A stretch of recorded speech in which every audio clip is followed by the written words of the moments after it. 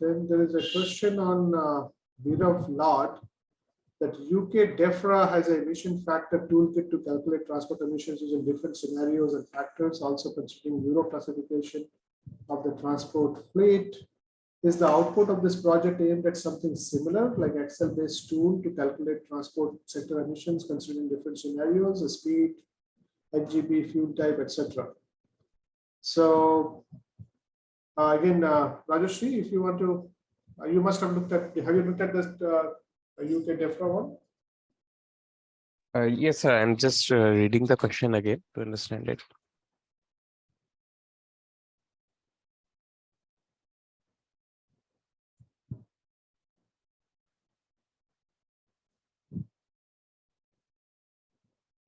Yeah. So it seems is that they want to know whether what we are preparing, it will somewhat contribute to the emissions from that are coming from the vehicles. So our particular scope, it is not concerned as of now with the vehicular emissions. We are particularly focusing on the biofuel production. And in terms of the electric vehicles, we are concerned about the life cycle impacts of manufacturing the batteries of the EVs. Currently, what is happening when we combust this fuels in ICEVs, that is yet to be looked into by various literatures, but we particularly looked on the manufacturing production phase of both EV batteries and the biofuels. So this thing is not what we have focused as a part of this venture. Okay. Okay. So there is one question from Saad Ahmed. For emerging transportation technique, for example, electric vehicle, how can LCA be used? So again, Saad, it depends on what you want to do. Like exactly what you want to do in terms of LCA. Are you trying to look into how the electric vehicle will be better as compared to diesel vehicle or the petrol vehicle for its usage in an urban sector? So you have to come up with your system boundary, what you're trying to compare. So, and in that you collect the data and you can use LCA tools are available where you can use those available LCA tools to look at the carbon footprint, and later on you can do all those sensitivity analysis, hotspot analysis and all that. So electric vehicles, for electric vehicles, yes, LCA can be used. We can find out whether using electric vehicle instead of petrol-based vehicle or diesel-based vehicle, what is the environmental benefit out of it?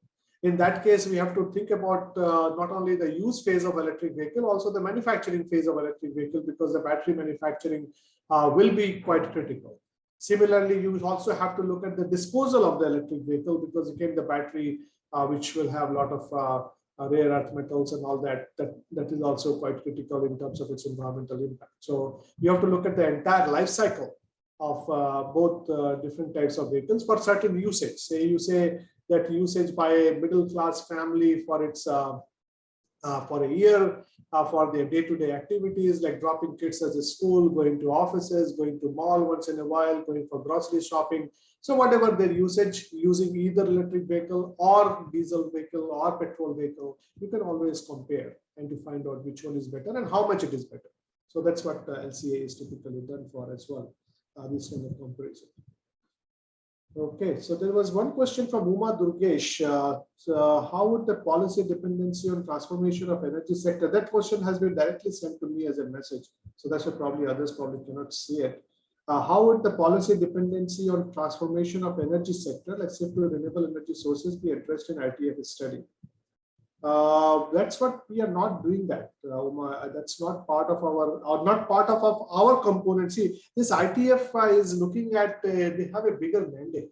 What we are doing is only a very small portion of that from an Indian context.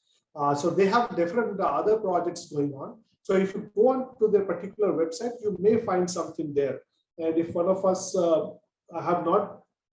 didn't get a chance to look at their website in recent times in great detail. But if Rajashri or Ravi, if you have some idea, the question is on the how would the policy dependency on transformation of energy sector, shift to renewable energy sources, be addressed in ITF study. So it's not part of our study, not in the scope, but yeah, go ahead. Sir, we are seeing only from well to pump. So that's the scope of study that we have in the ITO. So basically, once there, we are very typically looking at what are the different units which we have, unit processes, and their values, that typical inventory database development. But to answer the question, yes, certainly ITF has one document which is called Decarbonizing Indian Transport System, the title of this particular one. So in that report, they specifically speak on the different policies that are to be implemented, and there is one section completely speaking on electrification. At that particular component, we'll see different electricity mix changes, and even in the presentation which I am presenting is the current policies versus the Paris Agreement policies. So in the Paris Agreement and COP26, we have promised that we'll increase our renewable system from 450 to 500 gigawatt. So if this shift is there, and similarly we reduce our coal usage from almost all to 50 to 45 to 50%. So this is all contributing to the energy sector only. And in turn, the utilization of the electricity into the different transportation sectors, either not only in the vehicle mode, both in the manufacturing components, raw material extractions, will certainly have an impact. Especially that can be visually seen in the scenarios where we have hydrogen fuel as well as the electric vehicle to a 2030 scenario or a 2050 scenario. So where we drastically shift our renewable pictures, and so that in that cases only our electric vehicle will become a win-win situation to the Indian scenario. Then even that is problem shifting. We have to look at the lithium batteries which are coming, because the lithium extraction becomes a very big problem. So alternatives have to be looked in, but to address the electrification or electrifying our systems, yes, certainly the energy sector will play a very, very major role in the transportation sector if we start shifting towards the renewables. Okay, so I think that's kind of take care of most of all the questions. Basically, we answered all the questions which was out there, and we do have Mr. Sujit Samatdar, who has already joined us. So who is our next speaker for today's workshop. Today is part of the workshop. So I think it's already 6:30. So without further delay, I would request Mr. Samatdar, if you can unmute yourself and switch on your videos and share. The floor is yours. Thank you for joining us. We are really privileged to have you here. Mr. Samatdar has a wealth of experience working for almost, I think, maybe more than 4 decades in different sectors in Navy, and looking at different defense-related stuff, trying to bring a lot of different sustainable technologies in India to solve Indian problems. And in recent times, he has been working a lot on circularity, sustainability, and all that. He is advisory to MRAI, the Material Recycling Association of India. He's senior consultant at Niti Aayog, and he has so many other hats. I will not, if I keep on talking about that itself will take half an hour. So we want to listen to Dr. Samatdar. We are all excited to listen to him. So Mr. Samatdar, floor is yours. You can share the screen if you have some slides or you want to talk, whichever way you want to do it. You have to unmute. You're on mute right now. Yes. Right. Thank you, Professor Dubey. Wonderful meeting up with you today. We have been exchanging information all this time, but it's such a pleasure to be here amongst this very committed lot of people here on looking at how to go about decarbonizing the transport sector. I just want to take on a few points from what was being under discussion earlier. So first of all is this whole business of electric vehicles. And also I must admit, I retired from Niti Aayog some time ago. So now I run my own sort of affiliations and do some work independently on various aspects relating to sustainability, including one of the most fanciest projects that I have been lucky to be involved is in setting up India's first aircraft reclamation facility. So with that as a background, I think the debate on this electric vehicle is very significant. We really need to understand, and I think it was brought out very clearly that almost 60% of India's power requirements come from the thermal power plants, which are using actually coal and not such great quality coal. So basically, when you look at electric vehicles in the Indian context, unless we have a larger component of renewables in our kitty of or nuclear in our kitty, we are actually looking at electric vehicles as a displacement of emissions. Instead of from one point of emission, you put it at a different point of emission, since you are using thermal power plants. I think that will get corrected over a period of time, but that is a significant understanding we have to consider. Many of the electric vehicles that we use are also not only grid charged, but they are sometimes, I've seen them being charged by generators, and those generators are really ancient generators, and the amount of uh, GHG emissions that they create is probably much more than what that vehicle would have done over a entire year. So that is one thing. The second part of this whole issue is, and this is where we have not been able to standardize electric vehicles in India in terms of the power plants. I think this is a very important segment, and I hope somebody will study that in more detail. With a lot of difficulty, India has now moved away from into a situation where we are positive as far as fossil fuels are concerned. For many years we were just dependent on crude, but today we are able to generate revenues by processing crude and exporting it.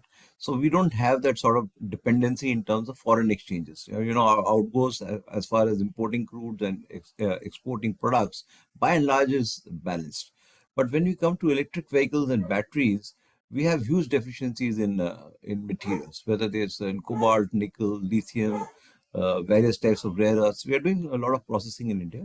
I'm sure it will get resolved in a period of time.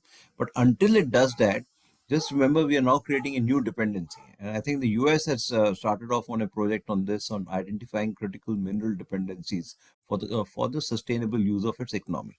That said, the key challenge from my point of view on electric vehicles, and I'll come why I'm moving on to from electric vehicles to my main subject of green hydrogen, is that the battery chemistry in electric vehicles is extremely significant.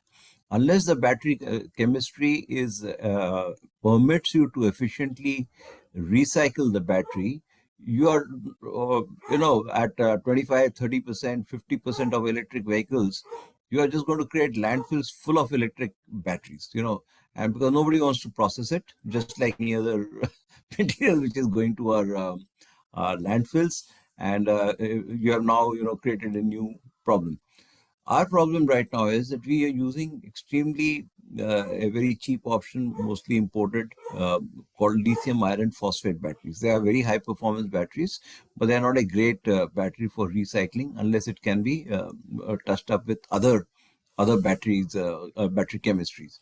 So this is one thing that we have to understand. As far as the greening of the transportation sector is concerned, the right battery chemistry becomes a very invaluable element of the overall greening of the transportation sector. So my flag point would be that, how do we do this? Should we go lithium iron phosphate? Should we go nickel cadmium? Should we go solid storage? What? So this is something that academics will have to concentrate on, because businesses will only go to the nearest, most profitable option. At the moment, that profitable option is lithium iron phosphate, which I believe has tremendous environmental implications. I may well be wrong. The right battery chemistry has to be sorted out, and it's in any case a extremely intensive leaching process for the isolation of various rare earths and metals from this whole battery. So now if we are a situation on one side, fossil fuels are not a great idea. On the other side, we're now saying electric vehicles, okay, it's okay, but you displace the pollution. So what next? And that what next, the answer to that what next is actually two phases. One is, of course, hydrogen, on which a substantial amount of work is being done. And the next step after hydrogen is ammonia, which is again the final sort of form, which will again give you a carbon zero emission in both cases, in terms of the reactions that will take place, and how do you capture the hydrogen out of this element. So clearly the way forward would be, in my view, and I'm sure it's going to come down. Hydrogen production prices have come down extensively. I am working with a Canadian company on green hydrogen projects, and I'll be very happy to share this with other people who are interested in developing green hydrogen technologies in India for the transportation sector. Now, when we look at the transportation sector also, there are four basic ideas. There's the shipping sector, which is a huge pollutant. We don't see it, so we think, it's a damn good industry. Sorry, it's not. I belong to that community, so I know the amount of emissions we do. It's about 6% every of the total greenhouse gas emissions come from shipping. But the rail sector, the automotive sector, and the airlines, these are all the 4 basic transportation sectors, and each of them has to find an alternate substitute which gives you carbon free emissions. Basically, that's the game. So when we look at shipping, we have about 50,000 or a little more than that ships in the world, which are all sort of for various purposes, whether it's for VLCCs, ULCCs, containers, this, that, cruise ships, etc. So now the International Maritime Organization has taken cognizance of this, and the Committee of Nations have agreed on a plan. And the same plan is what I propose that we can do for us in the transportation sector in a clearly defined method. And that is basically the metrics that we could use in deciding what we can do now and what we should do in the midterm and what we should do in the long term, is to look at the TRL, the technology readiness level, and the manufacturing readiness level, or the various components that will achieve that. For example, proven technologies with either TRL 8 and MRL 7 and 8 can be done in this immediate short term.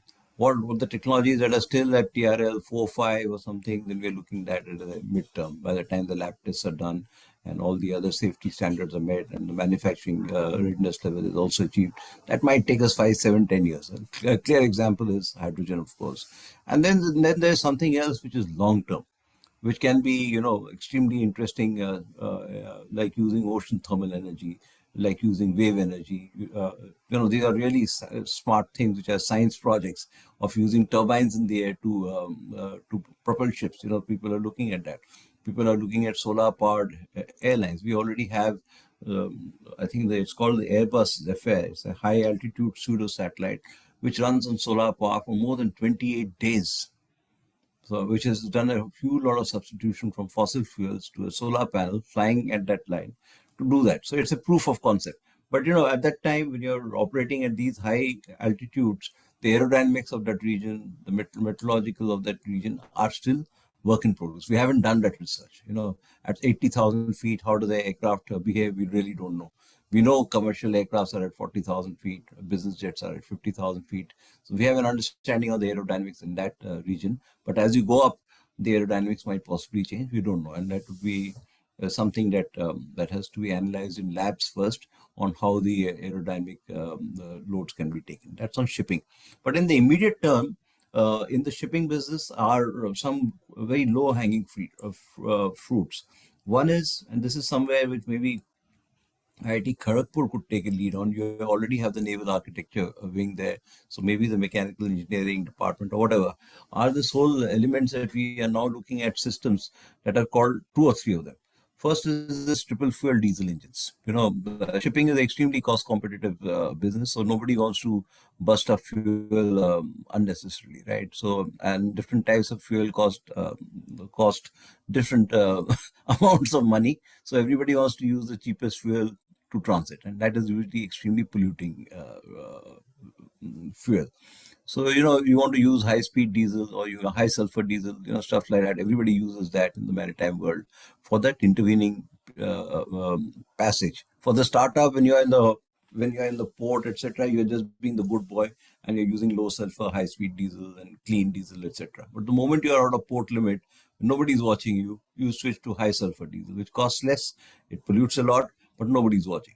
So there is a now movement, and that is part of the work we are doing in the space segment, of tracing emissions across voyages. So you can actually put a number that this particular voyage has resulted in so many greenhouse gas emissions per kilometer or per mile or whatever, per kilogram per mile sort of metric can be calculated using the theoretical understanding of the specific fuel consumption of existing engines, the actual emissions, and that can be done to you.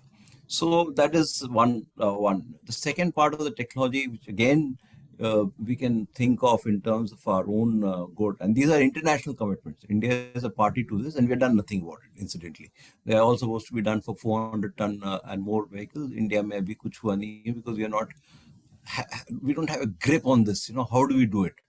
So the second is the scrubbers. So even if you are emitting, we should be able to design scrubbers which are able to absorb the SOx and NOx in it. I don't think that's rocket science. We should be able to figure this out.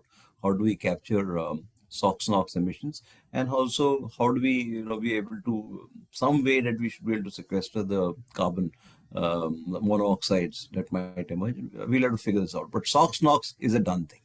So I told you about triple fuel diesel engines. I spoke to you about SOx, NOx, and the third is of course the energy efficiency index, which the IMO has now brought in. Every ship is supposed to give an energy efficiency index, and that again brings in let's say a non-tariff barrier to trade in shipping. So that is one of the things that can be done to improve it.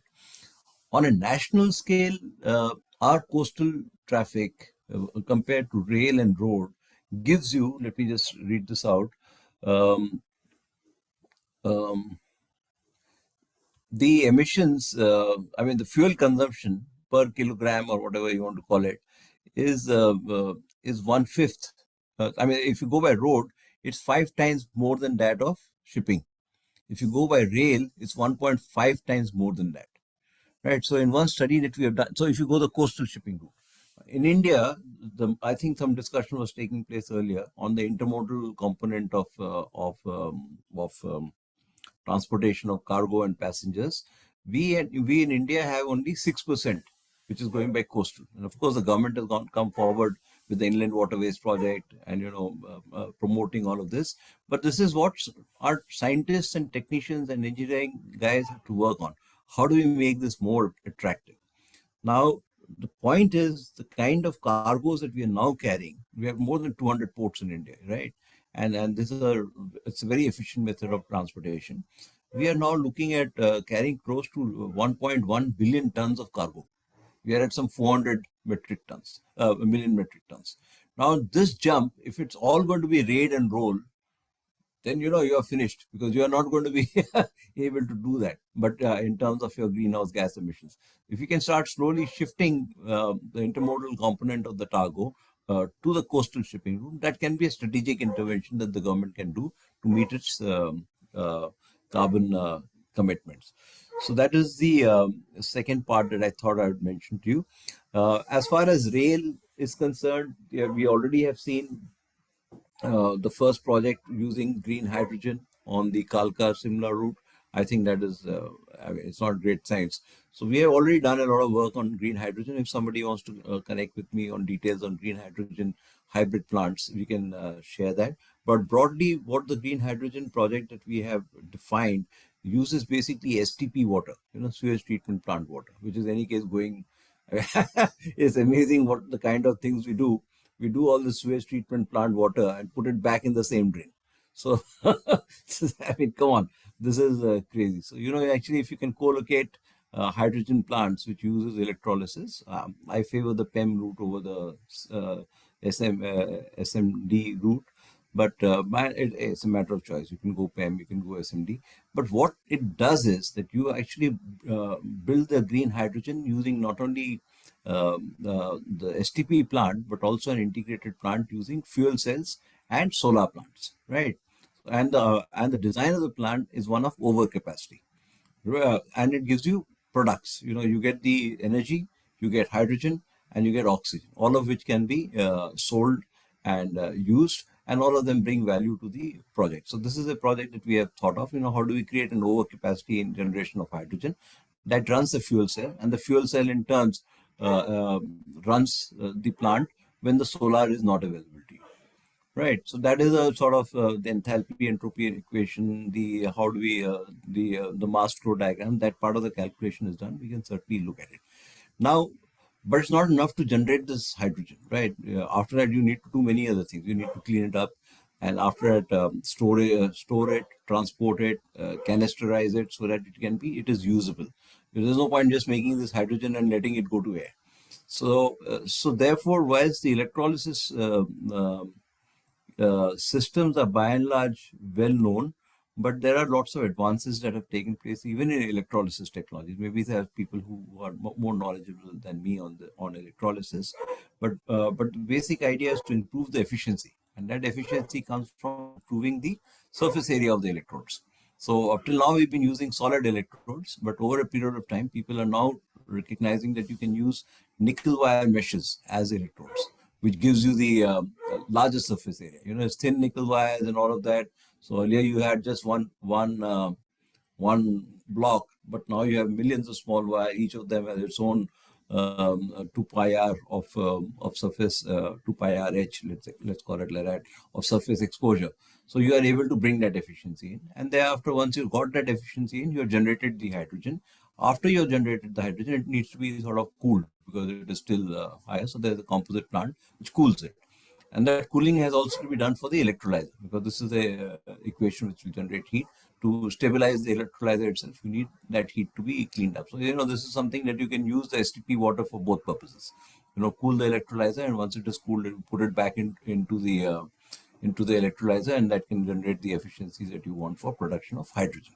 Right. After you produce the hydrogen, the next part of the storage is then you are actually in two routes. You know, how do you want to store it? One is, of course, the cryogenic pressure, where you bring it down to minus whatever 150 degrees or something.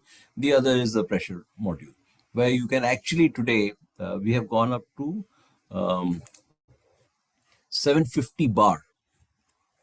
750 bar pressure is a kind of canisters we have, or cylinders, if you want to call it. We call it canisters that can withstand 750 bar of hydrogen pressure. So that now makes it compact, and you're not running around running out of hydrogen shortly. So that is one technique.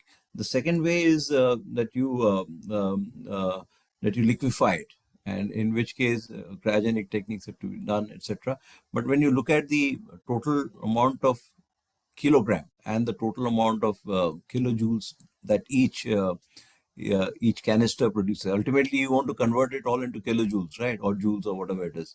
So now if you have one cylinder which gives you, I'm just saying, 500 gigajoules, this other one gives you 250 gigajoules. Both of them have different applications. Somewhere you want to go cryogenic, somewhere you want to go storage by pressure. So these are the equations that you can do.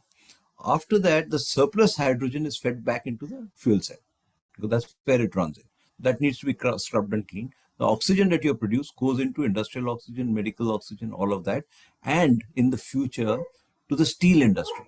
Remember, steel also uses a lot of oxygen, and if you have to move forward to our requirements of steel, which is 300 billion metric tons, we need a hell of a lot of oxygen, large amount of oxygen. So, you know, you can have a VSAP plant, and the VSAP plant together with the electrolyzer plant, you will now have oxygen in both streams.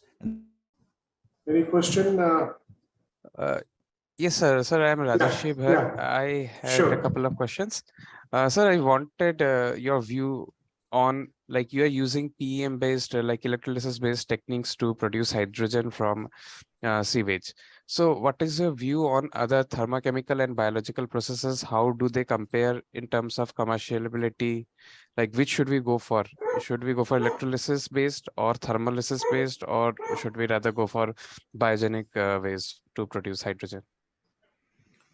You know, I think it's a matter of what the particular resources available at a particular location. You know, I might, and just remember at the end, I think it's a very good question, Rashi. And you, in your question itself, gives you the a policy for the government that you don't have to be. It's not a binary that you can either do this or that, depending on where you are. And just remember, this is going to be distributed power generation systems. They are not going to be huge thermal plants which can make 5,000 megawatts of power and all that. Much of them will be 20 megawatts, 25 megawatts, maybe 200 megawatts, etc. And they'll be all over the country.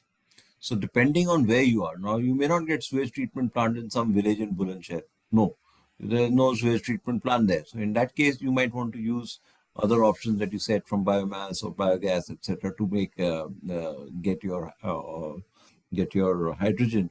But many of these technologies for biogas and all that has this challenge of CCS. So unless you are able to solve that problem of being able to remove the carbon compounds from that slurry, you can be a problem. So I think it's not a sort of binary. Depending on where you are, what kind of resources you have, you can design a plant around that.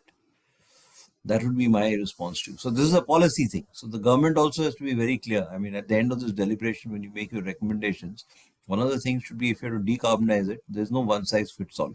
And it is very local. You know, in a particular place, this decarbonization model might work. It may not work in some other place.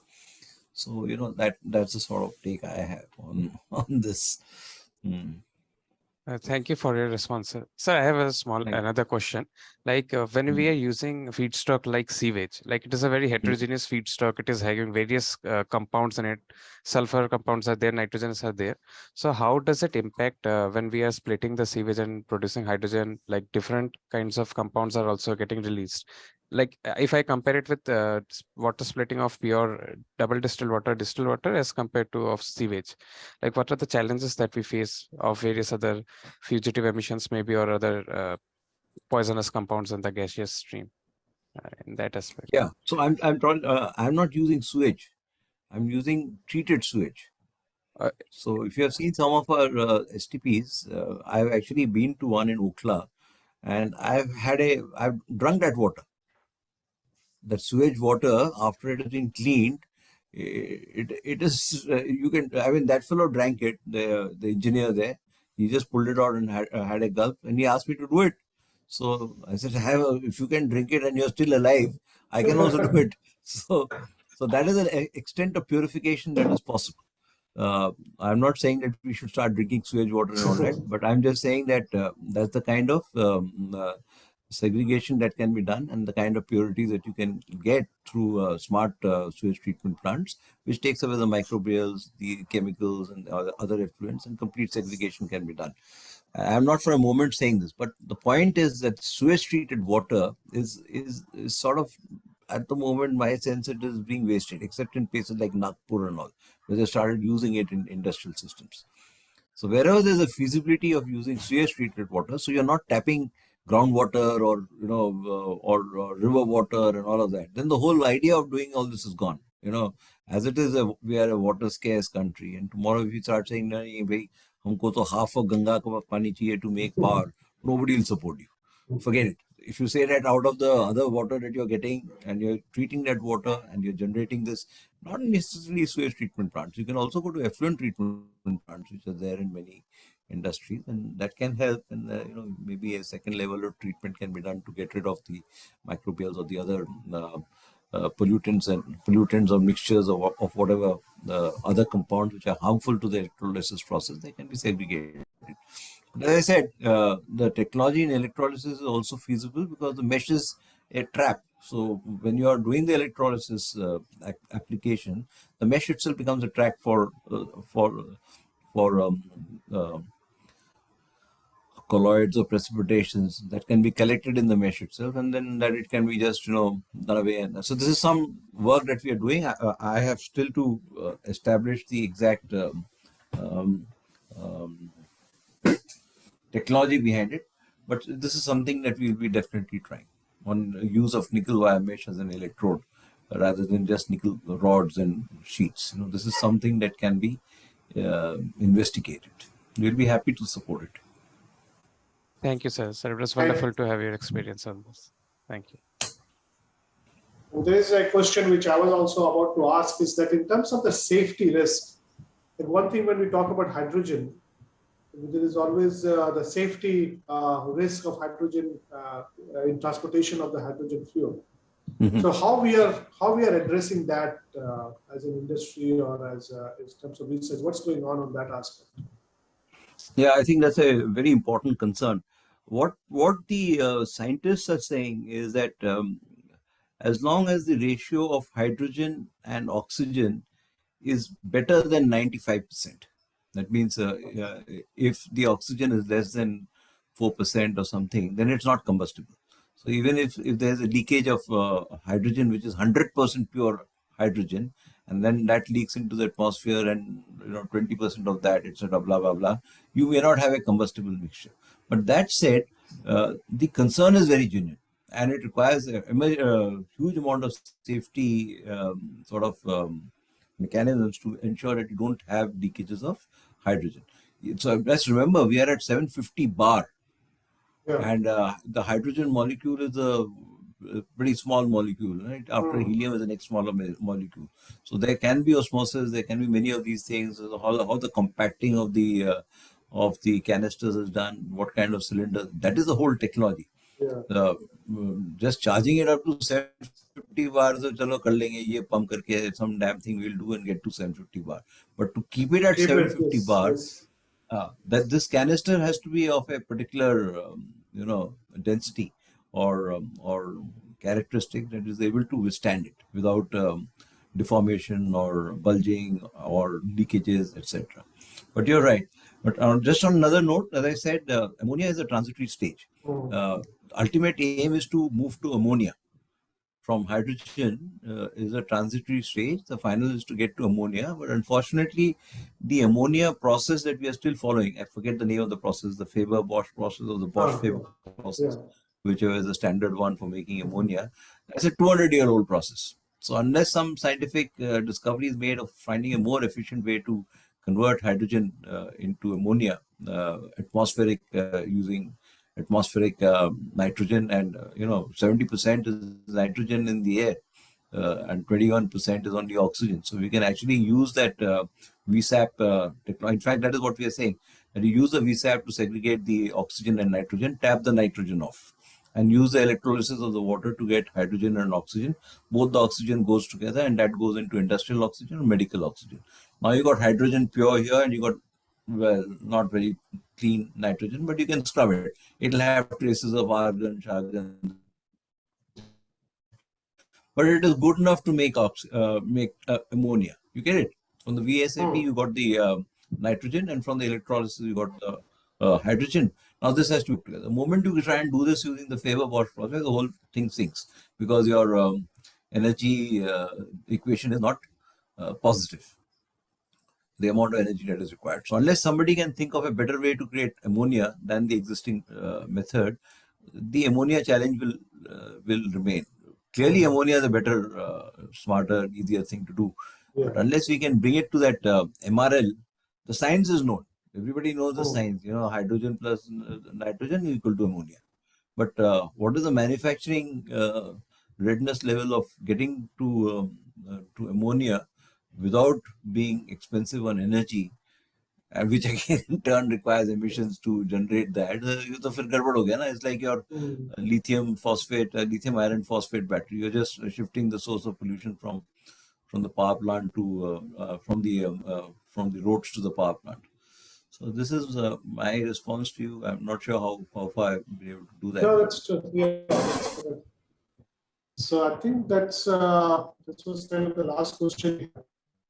Right. So wonderful. And it's already 7:03 anyway. So we have to. Right. So we were planning to have it up to 7 o'clock. So we are right on time. So that's very good. So again, thank you very much for joining. Thank you. It was really nice hearing you and get your insight.